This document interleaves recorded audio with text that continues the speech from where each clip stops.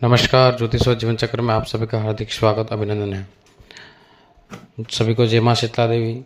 माता रानी आप सबकी सर्व मनोकामनाएं पूर्ण करें। आपके सामने है एक पर्व त्यौहार और एक उत्सव आ रहा है जो दीपों का त्यौहार है, दीपों का महोत्सव है। और दिवाली कहते हैं, हम कोई दीपावली कहते हैं, कोई दीपोत्सव कहते हैं। अनेक अनेक क्षेत्र में अनेक अनेक नामों से जान कर के बड़ी धूमधाम से मनाया जाने वाला ये त्यौहार हमारे बहुत नज़दीक आ गया है। 2 दिन हमारे पास में शेष रहे हैं और इस त्यौहार पर लोग बड़ी धूमधाम से नए कपड़े खरीदते हैं, नई वस्तुएं खरीदते हैं। माता लक्ष्मी की कृपा प्राप्त करने के लिए धनत्रयोदशी के दिन लक्ष्मी अनुष्ठान करते हैं, झाड़ू खरीदते हैं, बहुत सी वस्तुएं खरीदते हैं, पुरानी चीज़ों को निकाल करके नई वस्तुओं को खरीदते हैं, घर में लाते हैं और माता लक्ष्मी का स्वागत करते हैं, माँ भगवती का आराधना करते हैं, उनका जप करते हैं, उनकी साधना करते हैं, उनकी पूजा करते हैं, ताकि हम प्रत्येक के जीवन में सुख समृद्धि बनी रहे, शांति बनी रहे, धन संपदा की कमी न हो और माता रानी का आशीर्वाद सभी पर सदैव बना रहे। इसी कामना को लेकर लोग बहुत तन्मयता के साथ में माँ भगवती का उनके आगमन पर उनका स्वागत करते हैं और उनकी कृपा प्राप्ति के लिए प्रार्थना करते हैं। वास्तव में ये जो पर्व है बहुत ही महत्वपूर्ण और भगवती की आराधना का समय, भगवती महालक्ष्मी का विभिन्न प्रकार से इनकी पूजा अर्चना की जाती है। लोग लक्ष्मी पूजन भी करते हैं, घर पर भी करते हैं, ब्राह्मण देवता को बुला के भी कराते हैं। तुलासी और वृषभ लग्न में किया जाता है जो है ना पूजन है वो तो अलग अलग मत है उनके।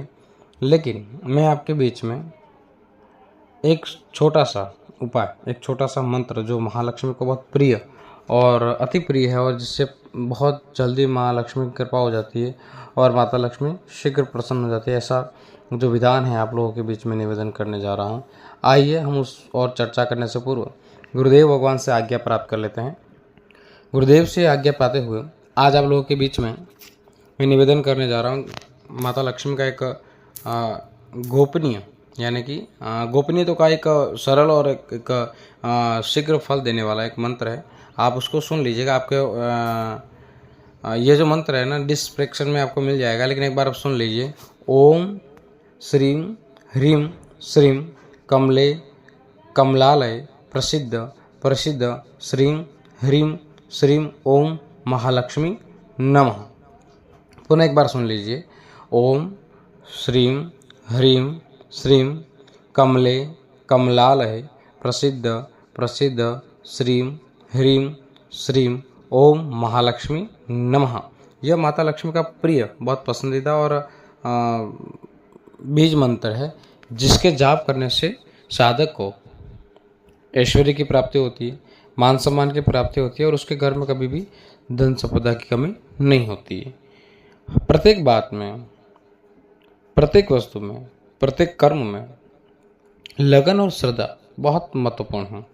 आप साधना के क्रम में देखो, आप आध्यात्मिक जीवन में देखें, आप सांसारिक जीवन में देखें, आप अपने दैनिक कार्यों में देखें, आप जितनी तन्मयता के साथ में, जितने भाव के साथ में, जितनी ईमानदारी, शुद्धता और मेहनत के साथ में उस कार्य को करेंगे, जितने लगन के साथ में उस कार्य को करेंगे, उतना ही उसमें निखार आएगा। उसी तरह आध्यात्मिक साधना किसी भी क्षेत्र में, चाहे भक्ति हो चाहे शक्ति हो, किसी में भी परिश्रम जो है वो, मेहनत जो है वो लगाव के साथ, पूर्ण श्रद्धा के साथ में किया जाए तो उसका पूर्ण फल अवश्य मिलता है। इसलिए इसमें जो एक महत्वपूर्ण, आपकी श्रद्धा महत्वपूर्ण होनी चाहिए। इस बात का आप विशेष ध्यान रखें। इस मंत्र को जपने से पूर्व में अमावस्या होम 1 तारीख को अमावस्या शाम को तक है और फिर 31 तारीख को 3 बजे बाद में जो अमावस्या आ रही है, तो 31 तारीख की रात्रि को आप पूजन कर सकते हैं, उनके शाम के बाद कर सकते हैं। और 1 तारीख को जो है ना 1 नवंबर को आप दिन में माता लक्ष्मी की पूजा कर सकते हैं। फिर 1 तारीख को रात्रि के बाद में 1 बजे बाद में आप इसका पाठ, इसका जो मंत्र का जो जाप है वो आप कर सकते हैं सिंह लग्न में। तो जो आम साधक हैं उसके लिए इतना गहराई में या चिंता न करें। दीपावली का दिन है, माँ भगवती की कृपा होगी। आप संध्या के समय में या रात्रि के समय में धूप दिन ध्यान वगैरह करके फिर एक आसन लेवें, आसन पर विराजमान हो जाएं और कमलकट्टे की माला आपके पास में उपलब्ध हो तो बहुत अच्छी बात है, नहीं हो तो आप रुद्राक्ष की माला ले लेवें और कोशिश न करें कमलकट्टे की माला आपको कहीं से मिल जाती है तो उसको उपलब्ध हो तो उसका प्रयोग करें उस पर, और फिर नहीं तो रुद्राक्ष की माला आप ले लेवें। आसन पर विराजने के बाद में आपको आचमन करना, प्रणाम करना, अपने गुरु मंत्र है तो गुरु मंत्र का ध्यान जाप करना है, और अपने गुरु मंत्र नहीं है तो फिर आप गुरुदेवता का नाम लेकर, गणपति का नाम लेकर के, और फिर आप भगवान विष्णु का ध्यान करेंगे। फिर आप एक माता लक्ष्मी का ध्यान करेंगे, फिर संकल्प करेंगे कि उस तिथि का नाम लेना है, जैसे अमावस्या का 14 से 14 से एकादशी तो अपन दीपावली की रात्रि करें तो अमावस्या जो पड़ रही है वो तिथि आप पूछ लें, देख लें, और तिथि जो है उसका नाम लेंगे, आपका गोत्र लेंगे, नाम लेंगे, आपका नाम लेंगे, आपके पिताजी का नाम लेंगे, और आपके एरिया कौन सा है, यानी कि राजस्थान प्रदेश के हैं या भारत में राजस्थान प्रदेश है, मध्य प्रदेश है, हिमाचल प्रदेश है या जम्मू कश्मीर है, जो भी क्षेत्र है आपका उसका नाम लेंगे, फिर आपके शहर का नाम लेंगे, फिर आपके गांव का लेंगे, फिर आपका नाम लेंगे, आपके पिताजी का गोत्र, और आप तिथि का नाम लेते हुए और कहना है कि हे माँ लक्ष्मी आपकी कृपा हमारे पर बनी रहें, आपका आशीर्वाद हमें प्राप्त हो, और आज से आपकी जो स्थिरता है मेरे घर में बनी रहें, और मुझे मैं तन्मयता के साथ में, भाव के साथ में आपकी जो इस मंत्र बोलना है आपको, और इस मंत्र का जाप आप कोई संख्या निर्धारित कर रहे हैं, जैसे 10,000, 11,000, 21,000, 51,000, 1,00,000, 1,25,000 अगर आप तय कर रहे हैं तो इतना तो एक रात में हो नहीं पाएगा, लेकिन 5,000, 11,000, 2,100 या 2,000, 21,000 जो भी आप जाप का संख्या निर्धारित करें, संख्या निर्धारित, या फिर संख्या निर्धारण नहीं करा तो आप बोल दें यथाशक्ति में जितना हो पाएगा मैं आपका जाप उत्तरण करूँगा, आप उनकी मुझे कृपा प्राप्त हो।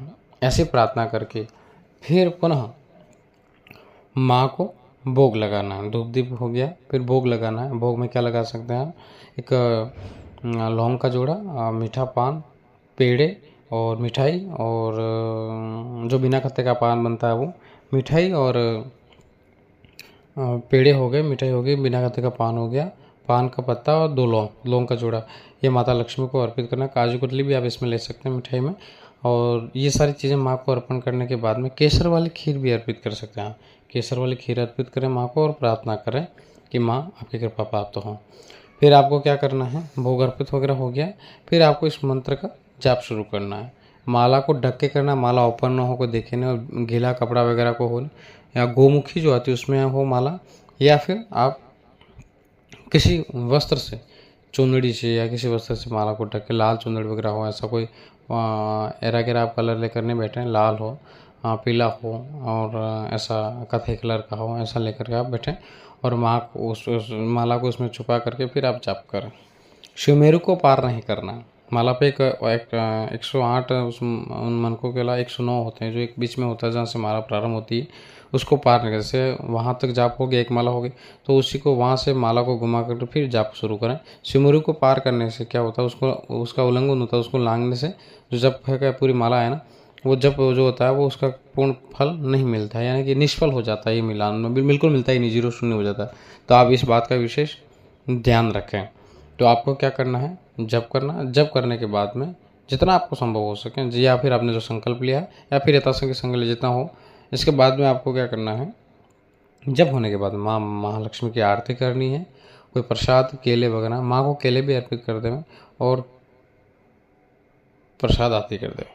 एक बात आप सभी जो लोग जानते हैं जब का कर्म क्या है, एक बात विशेष मैं आपसे निवेदन करना चाहता हूँ, हर वीडियो में कहता हूँ, लेकिन एक बात ये ध्यान रखें कि जिसके पति को प्रसन्न करेंगे आप, तो आप वो देवी जो है ना वो स्वतः पत्नी स्वतः ही प्रसन्न हो जाएगी। तो जब शुरू करने से पहले विष्णु जी का ध्यान तो करते हैं, तो एक माला आपके लिए संभव बने तो बहुत अच्छी बात है। एक माला आप ओम नमो नारायण या विष्णुवे नमः या विष्णु जी के किसी भी मंत्र का ले लेवें, या फिर 11 बार 21 बार विष्णु जी किसी मंत्र या उनके नाम का उच्चारण करके फिर आप ये महालक्ष्मी के इस मंत्र का जब शुरू करें। माता लक्ष्मी आप सब पर कृपा करें, माँ आपको सुख समृद्धि प्रदान करें और आपको ऐश्वर्य प्रदान करें। इसी कामना के साथ में धन्यवाद।